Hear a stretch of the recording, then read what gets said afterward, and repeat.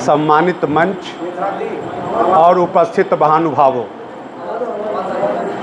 आज क्रांतिकारी मदन लाल धिंगरा जी के निर्वाण दिवस पर हम सभी यहाँ एकत्रित हुए हैं और सर्वप्रथम क्रांतिकारी धिंगरा जी को श्रद्धासुमन अर्पित करता हूँ। क्रांतिकारी धिंगरा जी का जीवन हम सबों के लिए प्रेरणादायक है कि माँ भारती के रक्षा के लिए वो इंग्लैंड तक जाकर के माँ भारती के दुश्मनों से लड़े और उन्होंने अपना पराक्रम दिखलाया और अंततोगत्ता वो शहीद हुए इस मिट्टी के लिए। तो जो मदन लाल धिंगरा जी का जो जीवन गाथा है उससे हम सब प्रेरणा ले रहे हैं और आज जिस संक्रमण काल से यह देश गुजर रहा है वैसी सूरत में हम सबों का यह दायित्व होता है कि किस तरह से माँ भारती के अस्मिता को बरकरार रखा जाए, सनातन को सुरक्षित रखा जाए और इसका उत्थान किया जाए।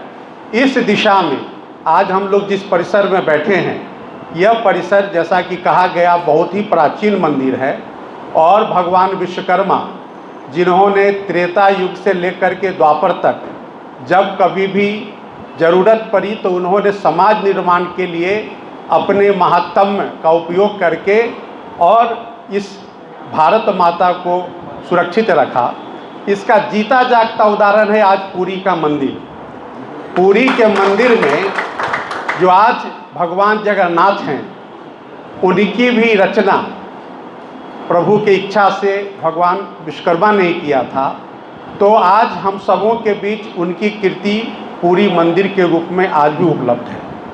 और भी कई गाथाएं हैं, कथाएं हैं जहां भगवान विश्वकर्मा, जो आप देखेंगे कि जब संग्राम हुआ असुरों के साथ देवताओं का, तो जो शस्त्र की ज़रूरत थी वो शस्त्र की रचना भी भगवान विश्वकर्मा ने ही की थी, चाहे वो अग्नेयास्त्र हो, वरुणास्त्र हो, जिसका कि नामकरण किया गया, तो असुरों के साथ लड़ने में।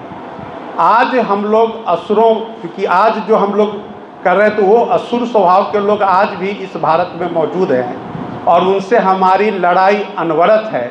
और उसी लड़ाई, आज मैं एक कहानी जो आई धारा 35A की, तो आज मैं एक ऐसे शख्सियत को याद करना चाहता हूँ कि 35A में याचिका करता थे, आज वो इस दुनिया में नहीं है, स्वर्गीय संदीप कुलकर्णी जी, जो एक स्वयंसेवक थे और RSS के स्वयंसेवक के रूप में उन्होंने बहुत काम किया महाराष्ट्र से लेकर के उत्तर भारत तक, और वो हिंदू महासभा भवन में उनका निवास हुआ करता था। तो 2014 में उन्होंने कहा कि 35A की लड़ाई हम सबों को लड़नी चाहिए, क्योंकि 35A जो है वो धारा 370 की आत्मा है, उसी में धारा 370 का प्राण बसता है। मैं वकील था लेकिन 35A के बारे में मैं नहीं जानता था, और मैं दावे के साथ कह सकता हूं कि 2014 के पहले 35A धारा को बड़े बड़े कानूनविद नहीं जानते थे, क्योंकि इस धारा को पंडित नेहरू ने ऐसे छुपाया और आप कह सकते हैं कि चोर रास्ते से भारत के संविधान में जोड़ा गया।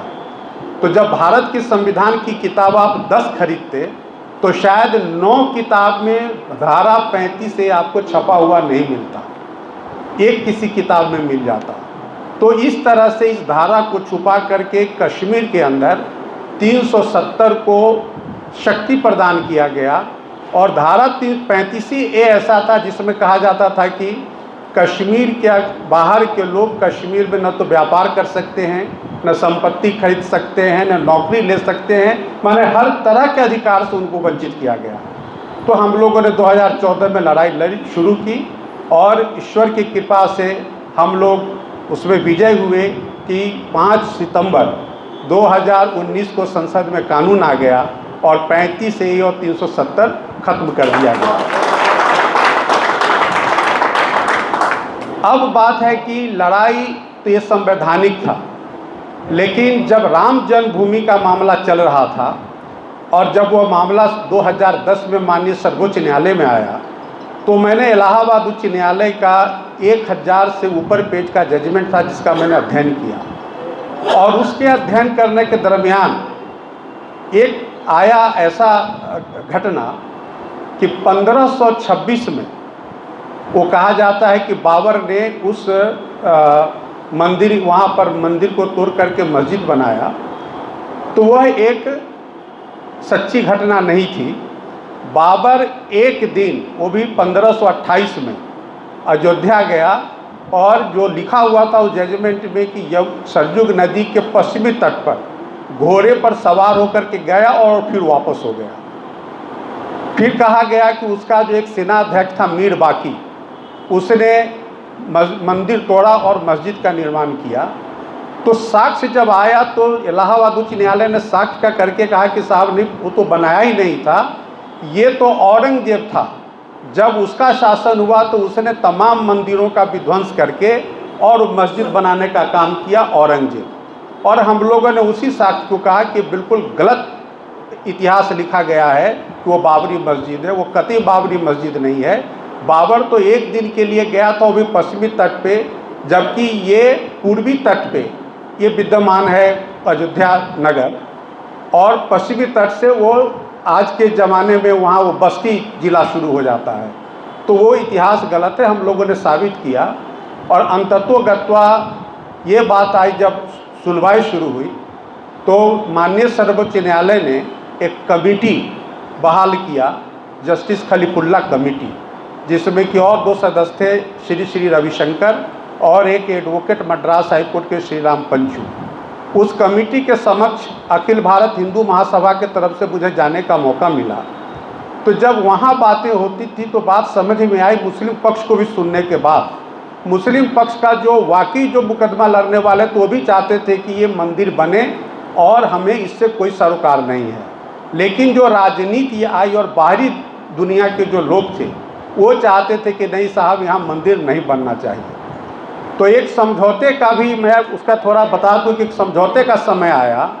सारे जो पक्षकार थे मुस्लिम, वो तैयार थे, जो अयोध्या के जो वास्तविक नागरिक थे। लेकिन जो मुस्लिम कंट्रीज के जो लोग थे, उन लोगों ने मना किया कि ये समझौता नहीं हो सकता है। तब तक जस्टिस खलीफुल्ला ने एक रिपोर्ट लिख दी थी कि दोनों पक्ष समझौता करना चाहता है। जब वो साइन करने से मुकर गए तो वही समझौता माननीय सर्वोच्च न्यायालय को भेजा गया कि साहब, जो याचिका करता है उनको आपस में कोई दिक्कत नहीं है, आप यहाँ मंदिर बनने दीजिए, और मुसलमानों को थोड़ी ज़मीन, चूँकि निर्मोही अखाड़ा ने कहा और हम लोगों ने प्रस्ताव दिया कि इनको ज़मीन हम लोग 3 एकड़ देते हैं, कहीं दूर पंचकोसी परिक्रमा से दूर चले जाएं और ये मंदिर बनाए।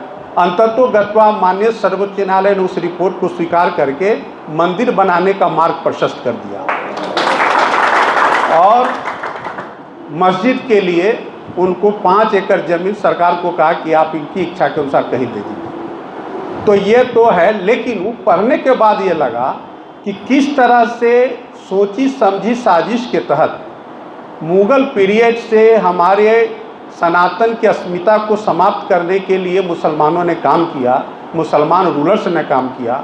और वो आज, क्योंकि आज एक नैरेटिव सेट किया जाता है कि वो मुसलमान कहती है हम यहाँ के राजा थे, हम यहाँ के वास्तविक नागरिक और हम विदेशी हैं। अब ये नैरेटिव सेट किया जा रही है। और इसके लिए जो अभी आप लोगों ने देखा होगा छांगुर बाबा धर्मांतरण, कि किस तरह से धर्मांतरण को बढ़ा करके हिंदू युवतियों को बहला फुसला करके इस्लाम में ला करके वो हमारे जनसंख्या को रोकना चाहते हैं और अपनी जनसंख्या को बढ़ाना चाहते हैं। तो ये सब विषय है। इसी क्रम में आज जो मैं आपसे बात करना चाहता था मुख्य रूप से कि अभी का जो तत्कालीन घटना है, एक फिल्म बनी उदयपुर फाइल्स, इसका नाम आप लोगों ने सुना होगा, जिस पर कि मुसलमानों ने बहुत ज़बरदस्त प्रतिक्रिया दी। क्योंकि जो उदयपुर फाइल्स नामक जो फिल्म है, उस फिल्म में इस्लाम कितना क्रूर धर्म है, इस्लाम किस तरह से हिंदू और सनातन का खात्मा करने का प्रयास कर रहा है, उससे संबंधित ये उदयपुर फाइल्स फिल्म्स है। उसका मैं आपको एक बैकग्राउंड दूँ कि जब आपको याद होगा कि नुपुर शर्मा एक बीजेपी की नेत्री हैं, उन्होंने मोहम्मद साहब है प्रोफेट मोहम्मद, उनके बारे में एक वक्तव्य दिया और उस वक्तव्य को लेकर के सर तन से जुदा करने का जो एक फतवा जारी हुआ मुसलमानों के तरफ से, तो नुपुर शर्मा के बयान को ये कन्हैया लाल दर्जी थे पेशे से उदयपुर के अंदर, उन्होंने रीपोस्ट कर दिया व्हाट्सएप ग्रुप पे, सोशल मीडिया में, जिसको लेकर के सारा मुस्लिम संप्रदाय कन्हैया लाल दर्जी के खिलाफ पड़ गया। और उदयपुर में जब वो दुकान में बैठे थे, उन्होंने तब उस वक्त कांग्रेस की सरकार थी राजस्थान के अंदर, तो उन्होंने पुलिस प्रोटेक्शन मांगा क्योंकि उनको धमकी मिलने लगा पूरे परिवार को कि हम जान से मार देंगे। लेकिन उनको कोई प्रोटेक्शन नहीं दिया गया, बल्कि उल्टे पुलिस उनको अरेस्ट करके जेल में डाल दी। बेल पर जब वो बाहर आए और अपनी दुकान में बैठे थे, तो दो मुस्लिम नौजवान जाते हैं उनको दुकान से खींचकर दिन में, ब्रॉड डे लाइट में, और जिस तरह से बकरे को जब्बर किया जाता उसी तरह से उनको कत्ल किया गया। उनके पहले थ्रोट को काटा गया, माने उनको कई टुकड़े में पब्लिक के प्रेजेंस में उनको खंडित किया गया, उनके शरीर को, और उनकी हत्या कर दी है। और जब वो उनकी हत्या कर रहे थे तो उसका वीडियो भी बनाए और वीडियो बना करके पब्लिक डोमेन में डाल दिया ताकि दुनिया देखे कि इस्लाम के खिलाफ अगर कोई बोलता है तो उसकी सज़ा कैसी होती है। तो उसको एक फिल्म बनाया गया। अभी एक जानी है प्रोड्यूसर, उन्होंने फिल्म बनाया, उसका नाम दिया उदयपुर फाइल्स। और जो गिरधारी लाल जी जो टेलर थे, उनके उस मर्डर पे वो पूरी फिल्म है। उस फिल्म में उन्होंने बताया बहुत नज़दीकी से कि किस तरह से इस्लाम में कट्टरपंथी है, कट्टरपन है, और वो अपने धर्म के खिलाफ किसी तरह की आलोचना नहीं सुन सकते हैं, और जो आलोचना करेंगे उनका हश्र क्या होगा। तो एक फिल्म आई, बहुत अच्छी फिल्म है वो, लेकिन उस पर दिल्ली उच्च न्यायालय में सारा मुस्लिम, जिसमें कि जो मदनी है, अरशद मदनी, मौलाना, इन लोगों ने याचिका दाखिल की कि इससे पूरा तनाव फैल जाएगा देश में, लिहाजा इस पर रोक लगाइए, इस फिल्म को रिलीज नहीं किया जाए। दिल्ली उच्च न्यायालय ने उस पर रोक लगा दिया। फिर दिल्ली उच्च न्यायालय ने कहा केंद्र सरकार को कि आप केंद्र सरकार अपना रिविजनल पावर एक्सरसाइज करके जो अगर कोई इसमें से सीन हटाना है तो सीन हटा दे। 21 जुलाई को वो सुप्रीम कोर्ट में वो मैटर फिर चला गया, मुस्लिम पक्ष भी गया, लेकिन हम लोगों ने भी कन्हैया लाल जी के समर्थन में कि उनको न्याय मिलना चाहिए। वो जो हत्यारा थे उनको अभी तक सज़ा नहीं मिली है, जेल में वो जरूर है, लेकिन जो हियरिंग एक्सपेडाइट करके उसको मौत की सज़ा देनी चाहिए, क्योंकि ये rarest of the rare murder था उसको, लेकिन वो कार्रवाई नहीं बढ़ रही थी। तो मैंने भी एक सतीश अग्रवाल जी हैं जो हिंदू महासभा के भूतपूर्व दिल्ली प्रदेश के अध्यक्ष थे, उनके माध्यम से याचिका फाइल की है। तो सुप्रीम कोर्ट ने कहा कि सेंट्रल गवर्नमेंट के पास मामला है, उनको डिसाइड करने दीजिए, और उन्होंने पेंडिंग रखा। कल उस पूरे मामले पर सुप्रीम कोर्ट का भी फैसला आया, और कल सुप्रीम कोर्ट ने फिल्म के रिलीज करने पर किसी तरह से रोक लगाने से मना कर दिया। तो सुप्रीम कोर्ट ने कहा कि साहब, सेंट्रल गवर्नमेंट ने फैसला जो दिया है वो फैसला, सुप्रीम कोर्ट ने 5 सीन को कहा कि आप हटा दो, उसके बाद आप रिलीज कर दो। उस पर भी मुस्लिम पक्ष को आपत्ति है कि नहीं साहब, इस फिल्म को पूरे फिल्म पर बैन लगना चाहिए, इसको रिलीज मत कीजिए, क्योंकि ये हमारे इस्लाम का जो कट्टरपन है उसको दर्शाता है, ये अच्छा मैसेज नहीं जाएगा समाज में। तो कल सुप्रीम कोर्ट ने कहा कि नहीं, आप दिल्ली उच्च न्यायालय जाइए, केंद्र सरकार के आदेश से अगर आप आहत हैं तो वहाँ जाइए, और कल फिल्म रिलीज करने का आदेश दे दिया। तो इससे ये पता लगता है कि अगर हम उनके धर्म का आलोचना करते हैं तो उनमें कट्टरपन कितना है कि वो हमारे पीछे पड़ जाते हैं। और कहा यह जाता है, आपने सुना होगा पहले, कि हिंदू समाज असहिष्णु हो गया है, हम में असहिष्णुता आ गई है। हम कितने असहिष्णु हैं कि जब उनकी हत्या कर दी गई, हमारे घर की बेटियों का धर्मांतरण कराया जा रहा है, फिर भी हम दंगा फसाद नहीं करते हैं।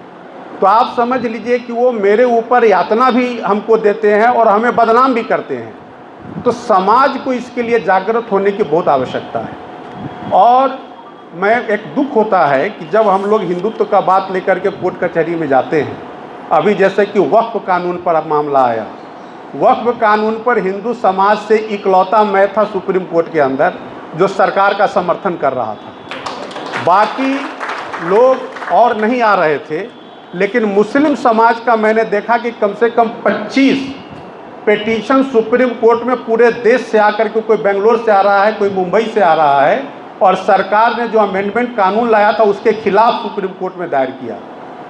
तो हम लोगों को थोड़ा जागना होगा, हम लोगों को समाज के निर्माण के लिए आगे आना होगा, क्योंकि आज हम लोग उस मुकाम पे खड़े हैं कि अगर आज हम चुप रहते हैं तो आने वाले 25 वर्षों के बाद हमारे अगले जनरेशन के लिए इस मुल्क में या तो मुसलमान बन जाएं या फिर वो देश छोड़ कर कहीं चले जाएं, ये स्थिति होगी।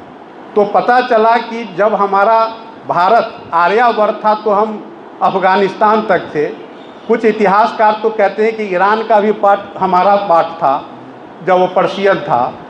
यहाँ म्यांमार और रंगून तक थे। वो टेरिटरी सिमट करके आज बांग्लादेश की इधर हम आ गए हैं, माने गंगा नदी के इर्द गिर्द पूरब पश्चिम में हम सिमट गए हैं। तो जो हमारा जो टेरिटरी सिमटता चला गया है, इसको हम कैसे रोकें अपने सिमटाओं को और समाज को जागृत करें।